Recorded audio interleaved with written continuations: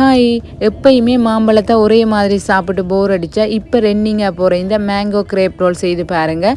இதுக்கு 1 cup மைதாமா, 1/4 cup sugar, கொஞ்சமாக salt, ஒரு முட்டை, உருக்கின பட்டர், இதோட 1/2 கப் அளவுக்கு பால் சேர்த்து நல்லா மிக்ஸ் பண்ணிவிட்டு இப்போ கலருக்காக கொஞ்சமாக மஞ்சள் தூள், கொஞ்சம் வெனிலா எசன்ஸ் சேர்த்து நல்லா மிக்ஸ் பண்ணி விட்டுட்டு இப்போ சட்டி வந்து நல்லா காஞ்சோடனே அடுப்பை வந்து நல்லா மீடியம் ஹீட்டில் வச்சுட்டு இந்த மாதிரி கிரேப் மாதிரி சுட்டு எடுக்கணும். அடுப்பு எப்பயுமே மீடியம் ஹீட்டில் இருந்தால் தான் இந்த கலர் வந்து மாறாமல் இருக்கும்.